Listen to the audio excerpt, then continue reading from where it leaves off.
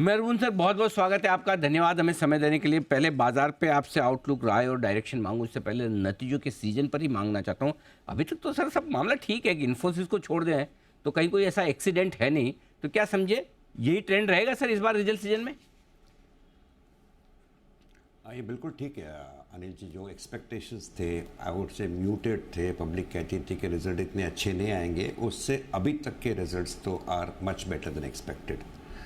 लेकिन मेरा पर्सनल मानना है, I think sector like cement, जो सारे एनालिस्ट एग्रेसिव प्रोजेक्शंस देते थे, आई थिंक एबिटा उन लोग थे बिकमिंग अराउंड 1100 रुपीज़। अगर आप दालमिया भारत के रिजल्ट देखो, रिजल्ट ख़राब नहीं है लेकिन एक्सपेक्टेशन से कम है। तो आई वुड से एक्सपेक्टेशन के साथ cement will disappoint. That's my personal feeling. Consumer staples disappoint करेगा। जो क्रॉम्पटन के नंबर्स आए थे, बाद में जो डेवलपमेंट हुई, स्टॉक 15-20% कट गया। आई थिंक ये दोनों सेक्टर में I think there could be results which will belie expectations. Consumer staples में वाइट गुड्स भी आप इंक्लूड कर दीजिए। The reason is mainly very simple कि नंबर ऑफ ब्रांड्स मार्केट में जाते हैं तो बढ़ते जा रहे हैं। आप पंखे खरीदने जाओ, ओवन खरीदने जाओ, कुकर खरीदने जाओ, तो आई थिंक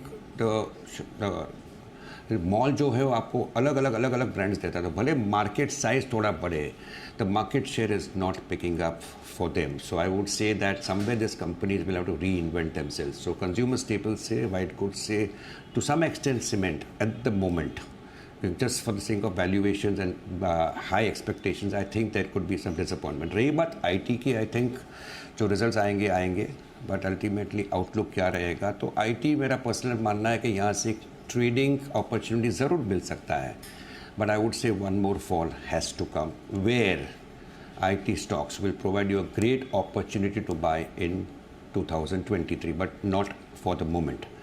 अच्छे नतीजे में मेरे को लगता है कि banks will continue to, all banks will come up with wonderful numbers.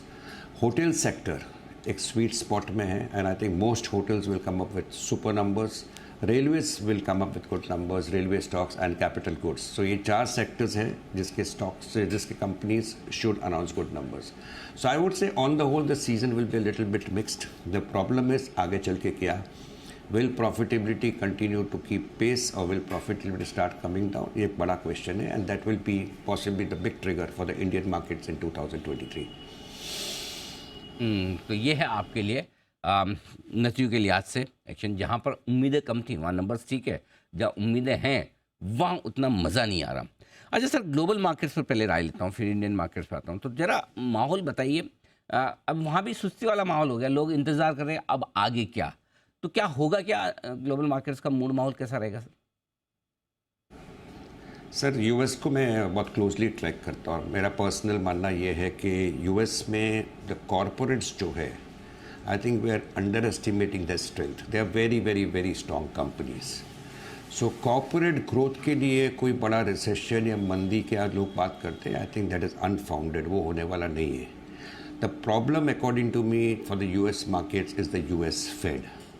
US Fed ने क्लियरली कहा था कि 2% इन्फ्लेशन जब तक नहीं आता है हम कूल डाउन नहीं करेंगे। Now the point is expectations क्या है वहाँ पे कि मई में एक इंटरेस्ट रेट आएगा, उसके बाद 2-4 महीना कुछ नहीं आएगा and before December we will have a rate cut.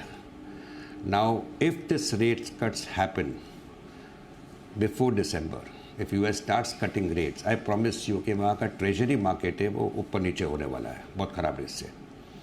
अगर रेट कट नहीं होता है बाय दिसंबर, जो मैं पर्सनल मानना है कि शायद नहीं होगा, I think there will be a little bit of a hard fall for the US markets. यहाँ से 20-25% यूएस मार्केट्स कटेंगे लोग कहता है। मेरा पर्सनल मानना इतना नहीं है क्योंकि one side is the US fade which is the biggest danger factor right now for the US markets कि वो करने वाला क्या है। But on the other side is the corporates, and I personally believe the US corporates are much stronger than what you and I believe they are. So I don't see a major sharp fall of 20-25% in the US markets in 2023, but yes, there will be a fall coming somewhere, and we will have to watch what the US Fed does. अगर rate cut नहीं होता है दिसंबर के पहले, it's not a very good factor, there will be a fall coming.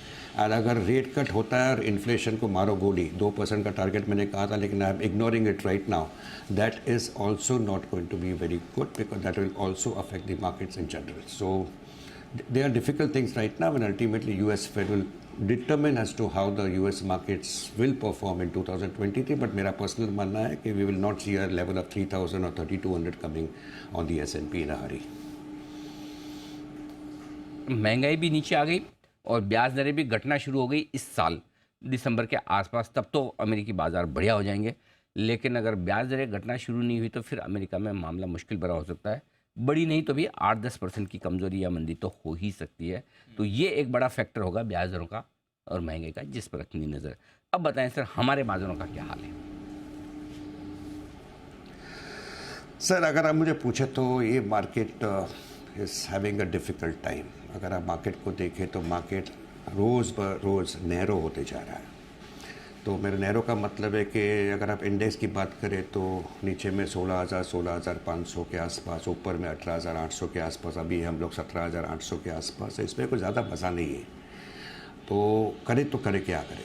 I think ultimately मेरा मानना है कि मार्केट में 100 में से सिर्फ 5% of stocks will give you returns of more than 20% in 2023. तो अगर 4,000 कंपनी, तो 4,000 में से सिर्फ 200 या 300 कंपनी ऐसे होंगे जो आपको 20% से ज़्यादा रिटर्न देंगे। तो you will have to learn to buy good quality stocks, क्योंकि अगर यहाँ से निफ्टी 5% बढ़ता है, 7% घटता है, 8% घटता है, एक साल के बाद स्टॉक वहीं का वही है, तो इन्वेस्टर अपने आप को सोचेगा मैं कर क्या रहा हूँ मार्केट में, उससे अच्छा तो बैंक्स में पैसे डालो।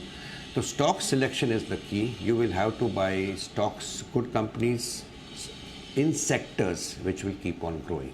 Now, which are the sectors which we should do well? मेरा पर्सनल मानना है कि railways, hotels are the two sectors where people should be focusing on. Water management और एक sector है. I think capital goods in general should do well, and public sector banks. I think अभी बड़ा break लग गया है most of the bank stocks पे, but I personally believe कि अगर थोड़ा सा और करेक्शन आता है, जब भी आता है, I think PSU banks will provide a good opportunity. Have the margins topped out? Maybe yes. But the balance sheets have become much more cleaner. So I would say it in order: hotels at number 1, railways at number 2, capital goods, water management, even include all of them in capital goods, infrastructure space, and banks. I think these are the sectors which one should possibly concentrate on. Identify good quality stocks. Don't bother beyond a point about what the Nifty is going to do. क्योंकि यहाँ से 7% up, 15%, 10% down, I think उसमें आपका पैसा बनने वाला नहीं है। तो ट्रेडर्स के लिए अलग पता है, I am talking from an investment angle. So I think this are the type of sectors and stocks which one should be focusing on, because on the whole this is going to be difficult year. Number 1, why the market can come down? Rupee में अगर धक्का आ गया कोई भी कारण से, number 1। Number 2, monsoon factor which is a little bit of a worry right now. Number 3, Jio political, न तो आप जानते हैं क्या होने वाला, न मैं जानता हूँ।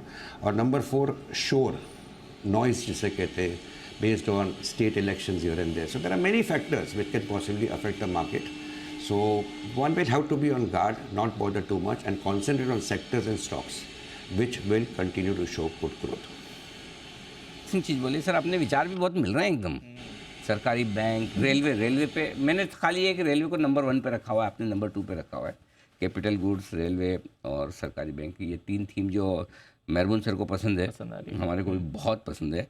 तो और होटल तो है ही कि जो सर की पसंद की एक और थीम है, और इन सब में बढ़िया पैसा बना भी है, लगातार बुलिश भी रहे हैं मेहरबून सर। अच्छा सर, कहीं सावधानी रखने की ज़रूरत है? मैं कहूँगा कि आईटी में 2023 में एक अच्छा सा buying opportunity for big investors, good investors आने वाला है, but not to be in a great hurry, because एक ट्रेडिंग रैली के बाद शायद we will see one more fall. That could also have its impact on the Nifty, because आज public को पता नहीं है, लेकिन 18 से 20% of the Nifty comprises of IT stocks weightage wise. So I think IT I will not be in a hurry to buy, but same breath में कहूँगा कि IT इंडिया की एक स्टोरी है जो कंटिन्यू रहने वाली बरसों तक। It's just the question of valuations, it's just the question of immediate growth. एक ट्रेडिंग अपॉर्चुनिटी मिलती है, ये भाव में मुझे इन्फोसिस मिल रहा है, ये भाव में TCS मिल रहा है, this is the way people think. I think that is not the way to think. The way to think is this is a trading rally. वापस जब भी फॉल्टर होगी तभी yes you will get a lovely long term opportunity to buy into IT stocks. Second is, जैसा मैंने कहा, consumer staples जो है, कंज्यूमर इलेक्ट्रॉनिक्स देखिए, वाइट गुड्स देखिए, कंज्यूमर इलेक्ट्रिकल सेक्टर देखिए, आई थिंक उसमें मुझे पर्सनली लगता है एक मेजर डाउनग्रेड आने वाला है। So I would like to stay away from these two sectors. I think cement, the story remains good. The question is expectations are much more in terms of margins than what the actual numbers will come. So if the stock's correct, I think that will also be an opportunity. But at the moment, I would possibly stay away from consumer staples, even IT, because trading rally aa sakti hai, but not from an investment angle right now. And maybe cement. I'll wait for lower levels to come. So these three sectors I would possibly like to stay away from for the time being. Okay, तो ये है आपके मेहरमुन sir की तरफ से राय, कहाँ कहाँ रखनी है, आपको सावधानी भी है। सर बहुत बहुत धन्यवाद आपका, हमें आपने समय दिया और साथ ही अपनी पसंद Thank के you, sir. सेक्टर Thank और you. Thank you. बाजार का डायरेक्शन भी हमारे दर्शकों को आपने बताया।